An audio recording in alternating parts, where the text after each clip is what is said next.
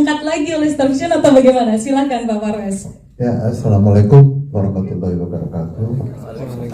Selamat sore semuanya. Terima kasih teman-teman wartawan yang telah hadir.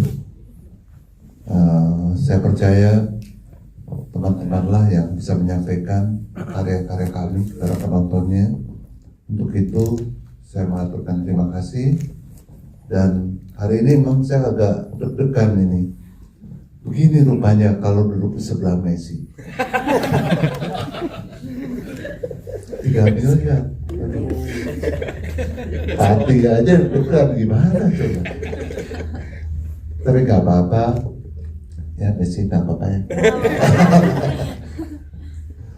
Jadi Jodoh Tiga Bujang ini adalah sebuah cerita yang mengusik saya dari sejak tahun 2019. Pada waktu itu dibawa di Akatara. Ini adalah kisah nyata, dan begitu saya melihat, wah ini menarik sekali. Bukan karena hanya nikah kembarnya yang menarik, tapi ternyata ada muatan-muatan yang sangat esensial yang butuh kita bawa ke sinema Indonesia. Mungkin teman-teman berpikir bahwa mengangkat film dengan kearifan lokal itu mudah. Nah ini mungkin saya butuh jelaskan di sini. Saya sudah membuat beberapa film yang mengangkat kearifan lokal, yang pada faktanya justru membutuhkan effort yang lebih besar. Tetapi justru inilah yang memperkaya perfilman nasional kita. Tahun berapa waktu itu saya bikin Critical 11 syuting di New York, tapi pada saat yang bersamaan saya syuting Susah Sinyal di Sumba Timur. Dan budgetnya ternyata jauh lebih mahal syuting di Sumba Timur. Kenapa? Kenapa juga saya masih nggak kapok? Karena bagi saya membawa Sumba Timur, memperkenalkan Sumba Timur yang begitu indahnya, tentunya memberikan kepuasan dan juga kepentingan yang sangat positif. Bagi kita, bagi penonton pun ada kebaruan. Dan kemudian juga kayak misalnya kemarin syuting di Bau-Bau, film Komang. Mungkin orang berpikir syuting di Bau-Bau itu mudah, ternyata tidak. Itu lebih mahal daripada kita syuting film The Architecture of Love yang di New York.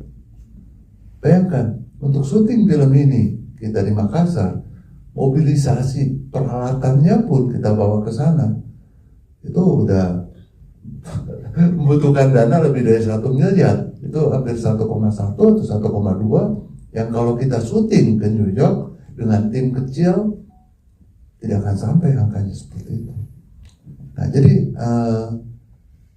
ini yang mengusik saya pada waktu itu. Saya ngobrol dengan Mas Arpan tahun 2019. Mas Arpan tuh bilang, Pak, saya kalau film ini dibikin aja oleh Bapak sudah senang, karena kearifan lokal Makassar bisa diangkat menjadi sebuah film. Tidak, Mas Arpan harus menjadi seorang sutradara. Kita kejeda dengan pandemi sehingga akhirnya kami siap, dan akhirnya hadirlah film ini. Kenapa saya perlu hadirkan film ini? Banyak orang yang bolak-balik bertanya, Star Vision selalu hadir dengan film drama komedi yang romantis, di antaranya Get Married misalnya. Kenapa nggak Get Married di remake?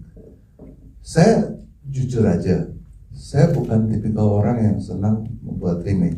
Kalau karya udah baik, ya sudahlah, biar karya itu menjadi satu memori yang baik.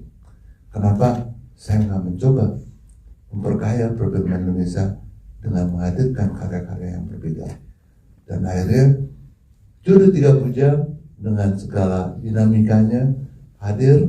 Di sini kalian akan menemukan aksen Makassar, aksen Jawa, aksen Aceh, sehingga inilah Indonesia kita, dan filmnya sangat relate. Kita bisa merasa kita menjadi subjek yang mengikuti perjalanan tokoh-tokoh yang ada di film ini.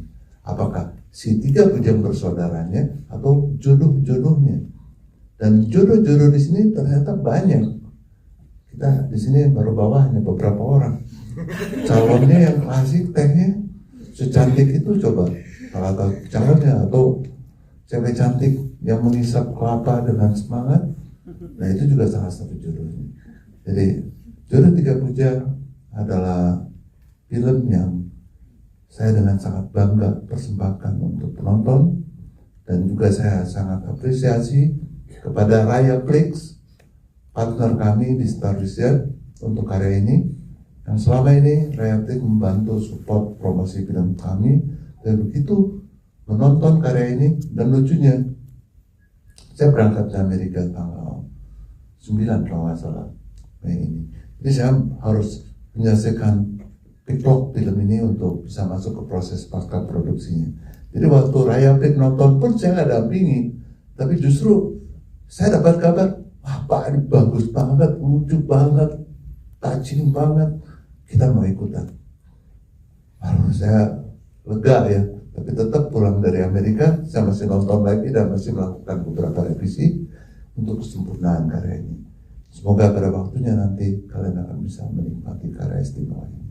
Oke, tepuk tangan teman-teman untuk Pak Parwes, bagaimana sudah dijelaskan komitmen dan dedikasi dari Star Vision sendiri terhadap budaya-budaya di Indonesia. Ketika menggali budaya itu, nilai-nilai kearifan lokal banyak sekali yang bisa diperkenalkan untuk semua penonton. Jadi ternyata tantangannya juga sudah dijawab, membuat film dengan nuansa lokal jauh lebih susah daripada film yang harus syuting ke luar negeri ya. Saya akan ke Mas Arfan. Ini karena tadi Pak Parwes sudah bilang, ini langsung ditodong ketika ngasih naskah, Pak ini Pak skenarionya, oke ini menarik ya ceritanya, tapi langsung ditodong jadi sutradara. Gimana tuh Mas Arfan? Beda loh, ini bukan dokumenter kan ya, karena biasanya Mas Arfan terkenal dengan dokumenter. Boleh ceritakan ke teman-teman? Iya, memang sih drama komedi tantangan banget ya, karena lebih gampang menangis daripada ketawa. Jadi waktu diminta, memang pada waktu di Akatara kami membawa sebenarnya project dokumenter. Jadi kami memang merekam, dan mungkin akan ada di credit title ya beberapa cuplikan dari bagaimana sih sifat Tiga Bujang ini dalam kenyataannya. Tapi waktu itu kemudian ditawarkan dari Star Vision untuk sudah kita buat fiksinya, dan waktu itu ya benar-benar pasar saja, ya sudah Pak silakan diproduksi gitu. Tapi kemudian Pak Parwes memberi support ke saya untuk kemudian menyutradarai film ini. Sebenarnya kalau lihat dari karya-karya dokumenter saya sebelumnya, saya selalu berbicara tentang interaksi antar generasi gitu. Di karya pertama saya The Flame, itu kemudian bicara tentang kakek dan cucu di tengah kebakaran hutan di Kalimantan.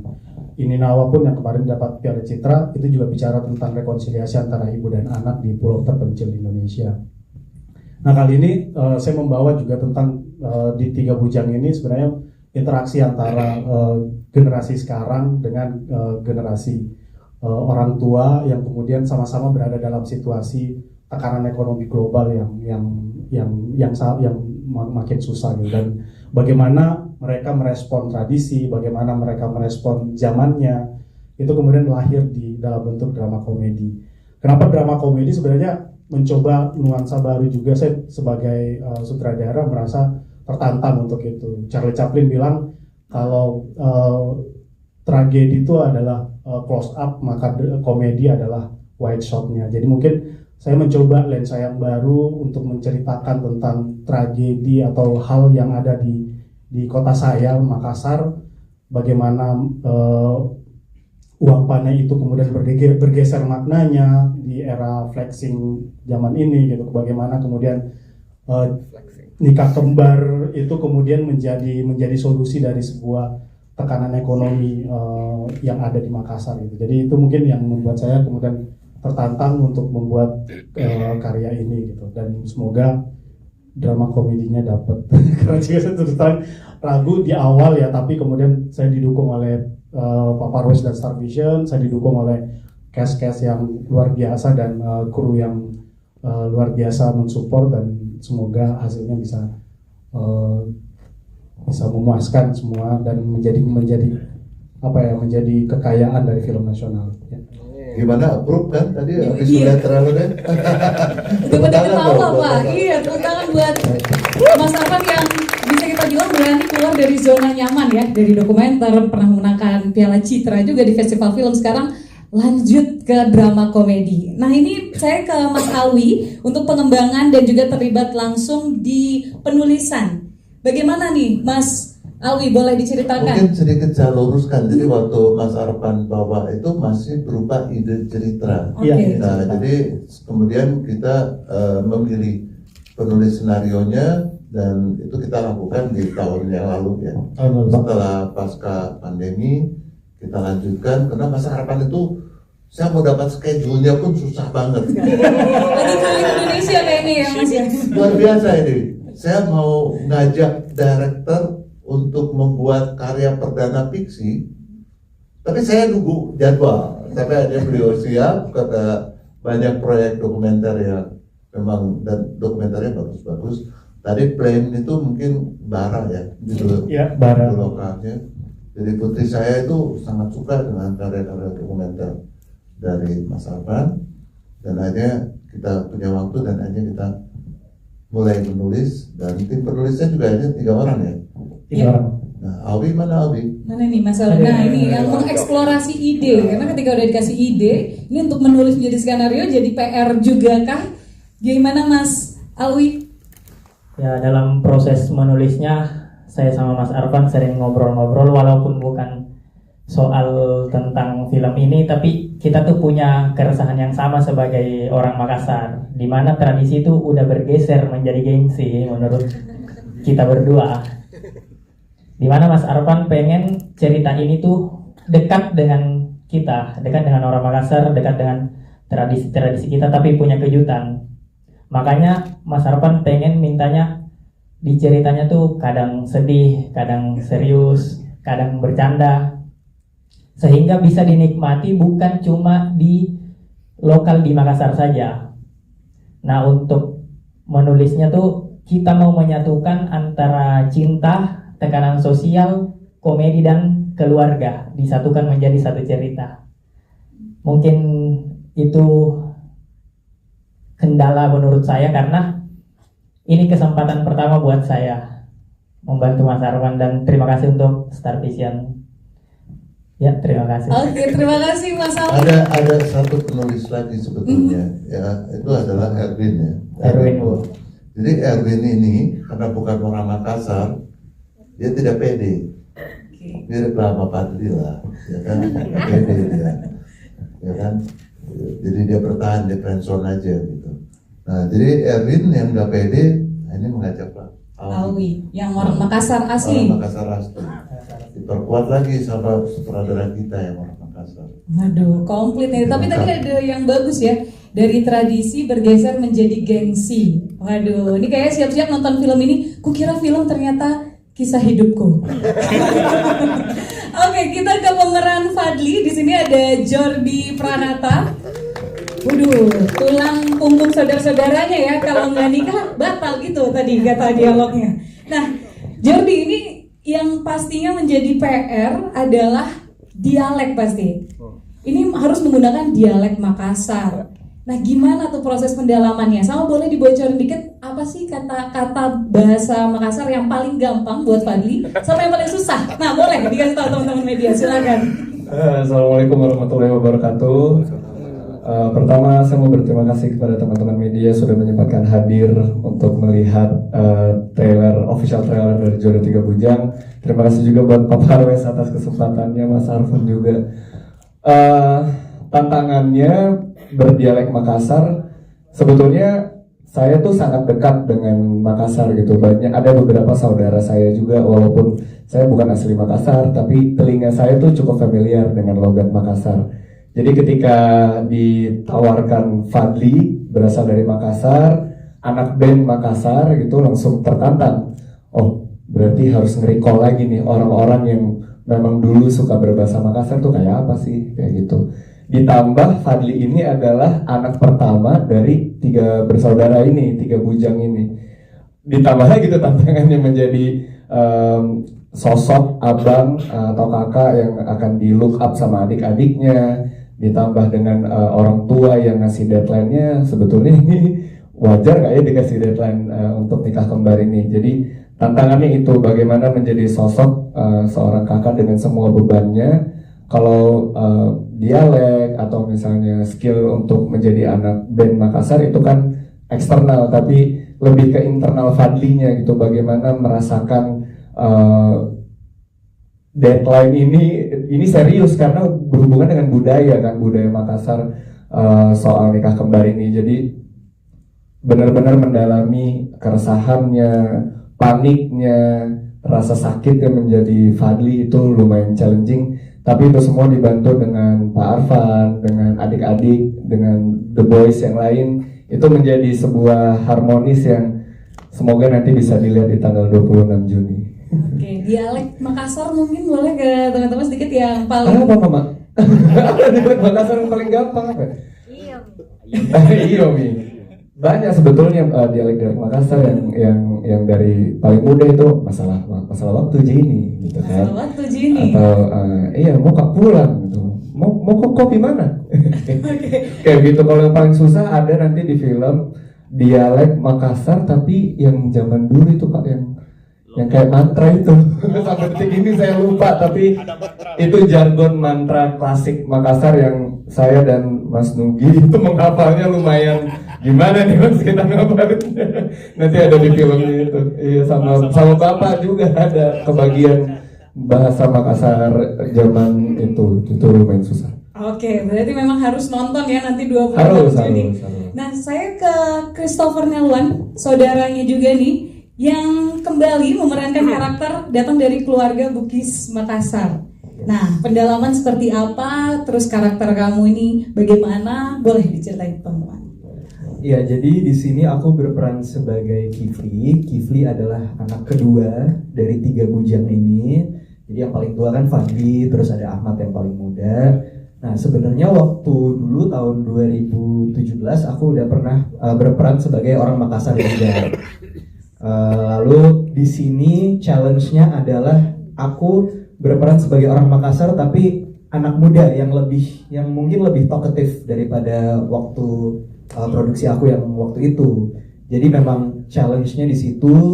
Dan juga kalau misalnya logat Makassar itu kan beda ya kalau misalnya zaman sekarang sama yang Makassar yang rapih banget gitu. Itu juga suatu challenge buat aku, tetapi untungnya chemistry antara 3 bujang ini tidak susah dibangun, dan sama bapak sama mama juga tidak susah. Susah ya menurut lo ya? Susah. Sorry ya.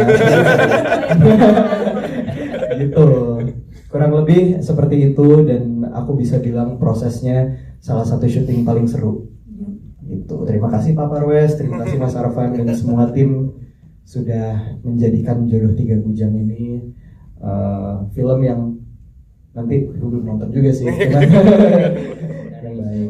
Oke, nah ini beda sama Kifli, ada Ahmad ke bungsu dulu yang diperankan oleh Rebong. Gimana nih? Mungkin pertanyaannya sama untuk mempelajari dialeknya, lalu karakter kamu seperti apa di film ini. Apalagi menjadi bungsu ini kan susah atau ada kesamaan dengan kamu sendiri? Jadi dijawab sama ibu ya, ngeselin. Sebelumnya selamat sore semuanya, assalamualaikum. Cerita sedikit awalnya nih, emang kalau ditanya kesulitan lumayan banyak di film ini, karena setelah beberapa tahun juga vakum di layar yang lebar di bioskop, akhirnya kembali lagi dengan Star Vision dan Jodoh 3 Bujang. Jadi merasa deg-degannya lumayan banyak, terus harus berperan yang lumayan sangat jauh dari kehidupan Rey sendiri. Kecuali anak bungsunya ya, saya relate banget, ngeselinnya kayak kata mama, yaitu anak bungsu banget saya di lokasi. Gitu. Terus ya dia berdialek Makassar karena saya jauh sekali, saya orang Sumatera. Jadi benar-benar belajar dari nol semuanya, bersama dibantu Mas Arfan semuanya dan tim yang dari Makassar juga. Setiap hari selama hampir 2 bulan harus pasif menggunakan dialek Makassar, jangan sampai jadi gaul Jaksel dulu nih gitu. Jadi harus jauh-jauh dulu dari Jaksel nih. biar jadi anak Makassar gitu. Itu sih, tapi dengan karakter Ahmad yang anak bungsu tadi lumayan dekat dengan pribadi Ray sendiri. Terus Ahmad nih karakternya anak bungsu yang pinter karena dia di usia muda sudah menjadi dosen gitu, dan itu juga lumayan menjadi tantangan buat saya sendiri karena umur karakter yang saya mainkan lumayan jauh dengan umur saya sendiri gitu. Saya baru 20 tahun, sedangkan Ahmad sudah siap. Akselerasi Pak, betul Pak. Emang anak pintar, walaupun dia emang ngeselin gitu. Jadi harus menumbuhkan brewok juga supaya secara look apa ya, possible untuk menikah gitu. Karena kalau kayak gini kayak belum lah ya. Gitu sih. Begitu. Terima kasih. Terima kasih. Ke bawah ternyata sampai preskon ya. Oke, ini ada Nura. Kalau kata Pak Parwes tadi 3M ya Pak ya. Aduh, karena di trailer juga udah di spill nih tipis-tipis kan bagaimana dinamika kamu. Tapi boleh diceritain ke teman-teman bagaimana membangun chemistry dengan Fadli, lalu tokoh Rifa ini seperti apa? Sebelumnya halo teman-teman media, terima kasih sudah menyempatkan waktu. Terima kasih Pak Parwes kesempatannya, Mas Arfan. Karakter Rifa sendiri adalah karakter perempuan Makassar yang memang sudah lebih modern karena dia datang dari keluarga yang bisa dibilang cukup berpendidikan. Ibunya dokter, bapaknya orang real estate ya Pak ya, kalau nggak salah ya. Iya, jadi dia memang sudah dibiasakan dari kecil untuk menjadi orang yang memang mengejar pendidikan. Dia kebetulan udah selesai S2 dan dia mau melanjutkan S3 kebetulan, tapi dia kepikiran kalau dia S3 nanti makin gak ada yang nikahin gue. Oh jadi 6M, bener banget tuh. Jadi aku dengar dari Pak Arfan kalau nggak salah misalnya udah haji atau apa itu kan dihitung ya Pak, jadi uang panai gitu katanya. Dan mungkin itu adalah kekhawatiran Rifa sendiri. Terus untuk membangun chemistry gimana ya? Main pedal, betul. Gampang sih, kita walaupun proses reading juga cukup singkat, tapi kita udah kenal sebelumnya mungkin, jadi di lokasi dan Pak Arfan juga sangat membantu kami untuk membangun chemistry itu sendiri gitu. Oke, tepuk tangan buat Nura 3M ya. Nura 3M. Oke, ada Maizura di sini sebagai Nisa yang ternyata di film Jodoh Tiga Bujang ini menjadi film yang dekat dengan Maizura sendiri ya. Ini punya latar belakang setting Makassar juga. Boleh ceritain nih ke teman-teman bagaimana, apakah itu akhirnya mudah atau malah menjadi tantangan untuk peran Nisa kamu? Silakan. Oke, sebelumnya terima kasih banyak buat teman-teman media sudah hadir sore hari ini. Terima kasih banyak buat Pak Chan Parwes untuk kesempatannya lagi bermain di film Jodoh Tiga Bujang. Pak Arfan sudah memilih saya memerankan Nisa di sini. Ya, saya bahagia sekali karena saya bisa menjadi bagian dari film ini karena kebetulan memang saya authentically saya orang Makassar juga. Saya lahir dan besar di Makassar, jadi pas dapat peran ini tuh saya merasa bahagia dan bersyukur sekali bisa kembali pulang dan bermain film dengan latar belakang culture saya gitu. Dan Nisa ini adalah sosok perempuan yang kelihatannya kuat sebenarnya di luar, tapi ternyata di dalam dia mempunyai tekanan yang lumayan besar juga gitu. Kalau dari yang trailer kita lihat tadi, Nisa ini memilih untuk pergi dari Fadli karena tidak berani untuk melawan keluarganya dan juga culture adat istiadatnya, aturan adat istiadatnya gitu. Dan yang menarik sebenarnya dari karakter Nisa ini adalah dia bukan sosok yang antagonis, tapi sebenarnya kata siapa? Menurut saya sih dia bukan sosok yang antagonis, tapi justru Nisa ini adalah korban sebenarnya dari aturan dan situasi yang rumit gitu yang ada di sebuah tradisi. Itu sih yang bisa saya jelaskan untuk saat ini. Oke, takut nanti terlalu panjang, takut spoiler. Berasa happy. Oke, terima kasih Maizura. Kita ke Barbie di belakang situ. Oke, di sini menjadi pasangannya Christopher Neluan atau Kifli Nah, tantangannya gimana nih, Barbie? Ken-nya Kipli. Kan ya. Sebelumnya terima kasih untuk teman-teman media sudah datang. Terima kasih juga buat Pak Parwes dan Pak Arfan juga udah kasih saya kesempatan ini. Kalau untuk Karin dan Kifli itu menurut aku pasangan yang paling siap ya di antara semuanya ya. Betul. Bentar, kayaknya saya ganggu nih. Ya, terus Karin itu karakternya dia tuh yang lemah lembut, terus Kifli yang terlalu serius tuh bisa dicairin sama Karin. Terus juga Karin tuh seorang dokter muda yang bapaknya Jawa dan ibunya Makassar. Jadi aku juga tantangannya di sini lebih ke logat. Jadinya setelah diomongin juga kita tuh mau menggabungkan logat Jawa dan logat Makassar di tata bicara Karin ini gitu. Dan ya semoga kalian bisa lihat sendiri ya gimana nanti keharmonisan kita semua sebagai kru dan cast gitu sih.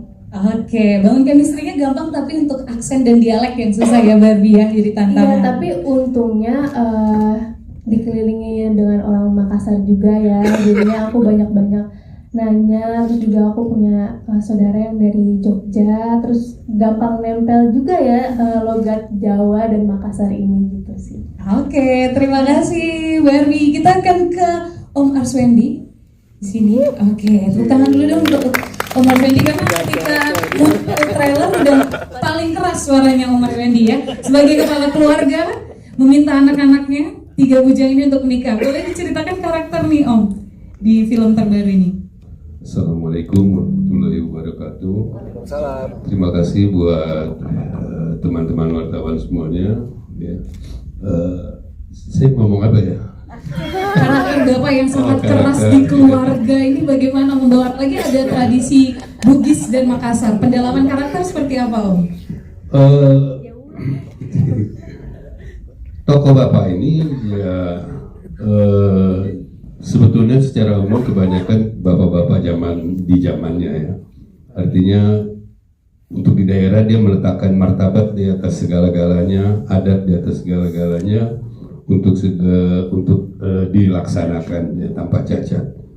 Dan kepada anaknya dia bapak ini cukup keras, dia pensiunan guru sebetulnya, kepala sekolah ya Pak ya. Lihat, jadi dia merasa mempunyai apa ya namanya sense of leaders, jadi memimpin gitu rasanya. Di rumah pun dia menjadi dominan dan selalu ingin didengar. Itu karakter bapaknya, walaupun jauh di hati yang terdalam dia orang yang sangat mencintai keluarganya, dia mencintai semua anak-anaknya. Cuman pada zaman itu kan mengekspresikan cinta tidak seperti sekarang ya, tidak seperti dalam keluarga sekarang. Jadi sulit sekali diekspresikannya, tapi dengan cara lain, cara zaman itu.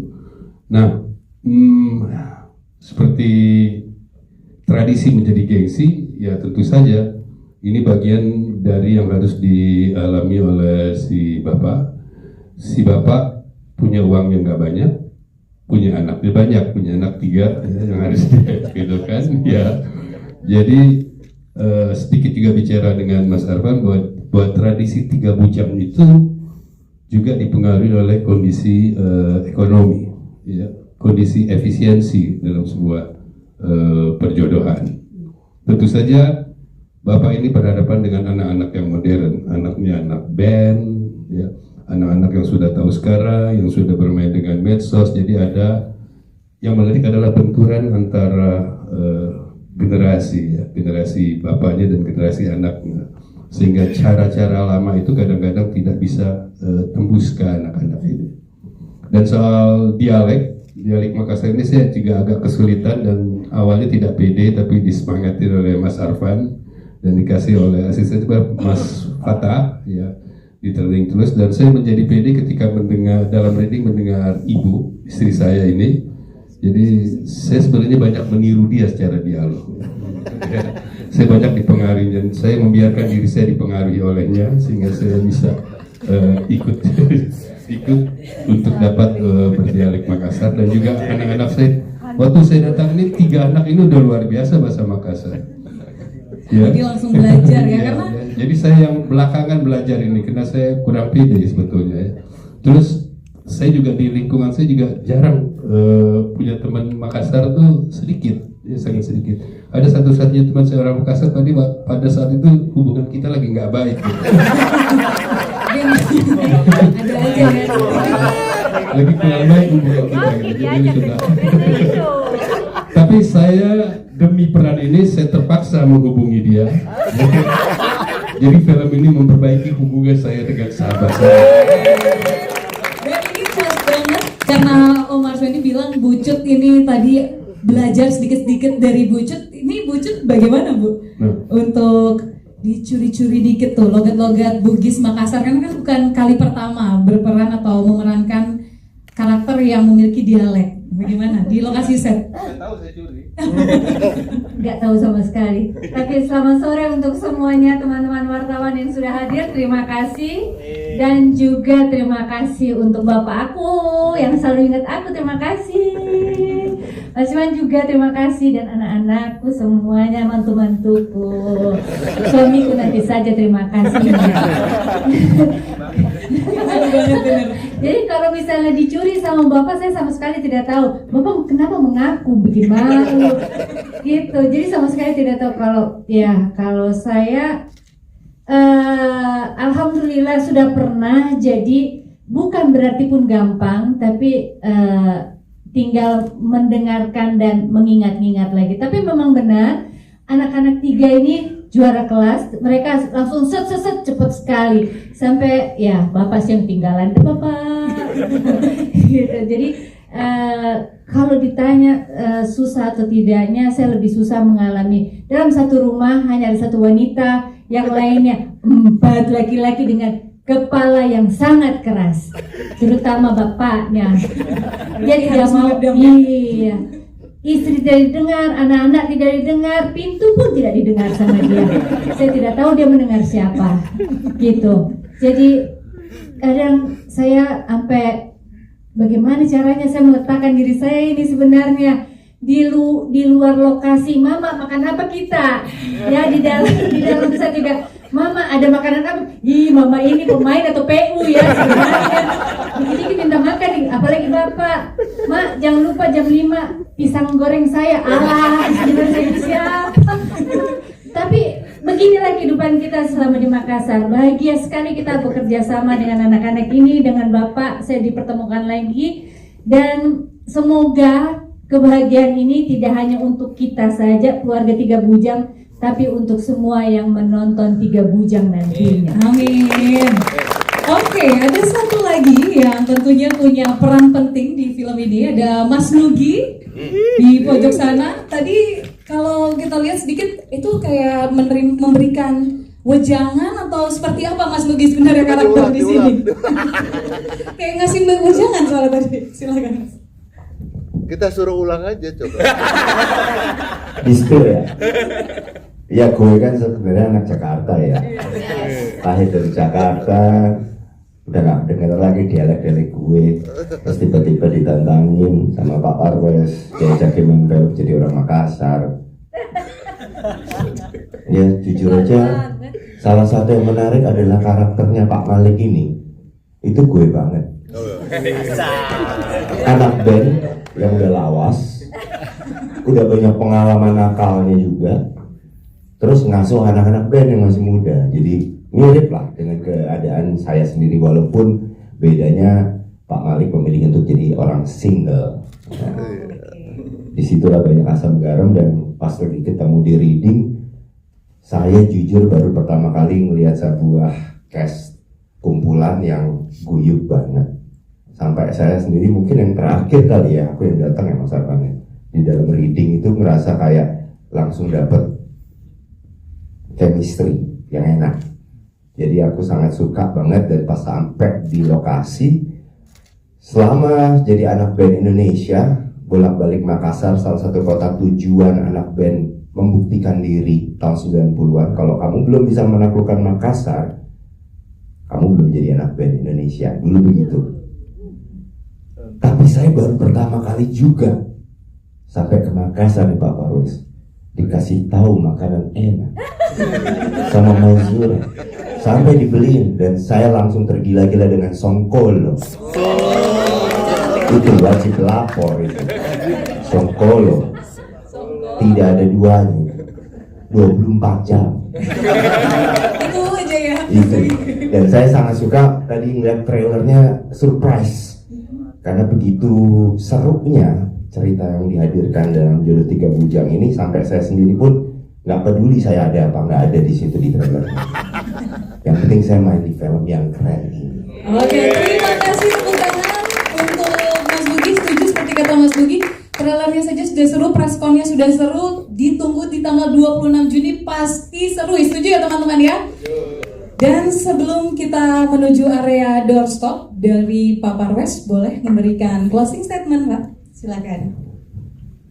Ya, sekali lagi di kesempatan ini saya ingin mengaturkan terima kasih ke Mas Arfan, seluruh cast yang luar biasa ini, ya kan, dan tentunya kru yang tidak ada bersama kita. Tapi saya kan selalu mengikuti seluruh proses produksi itu, dari mulai ide cerita ataupun cerita ditulis, senarionya, kemudian tim dibentuk, terus cast-nya ditentukan. Dan menurut saya di dalam proses Jodoh Tiga Bujang ini semesta selalu mendukung, selalu kita mendapatkan yang justru tidak kita bayangkan, malah justru yang lebih baik dari apa yang kita harapkan. Nah inilah yang ada bersama kita di sini. Nuki main menjadi karakter Pak Malik itu, wow, itu keren banget lah ya menurut saya, karena menjadi suara kita, menjadi suara kita yang menonton, kita ingin terlibat di dalam film ini, ingin menasihati karakternya, diwakililah kalian oleh beliau ini. Nah jadi ini memang menurut saya adalah sesuatu yang luar biasa, dan selama proses syuting, assembly dari lapangan saya nonton, saya jatuh cinta dengan karya ini, dan saya berharap mungkin kalian percaya dulu lah sekarang, toh udah lihat trailernya, udah apa, tapi insya Allah nanti pada waktunya saya yakin kalian akan betul-betul jatuh cinta juga. Terima kasih Pak Parwes. Sekarang kita akan foto terlebih dahulu untuk jadi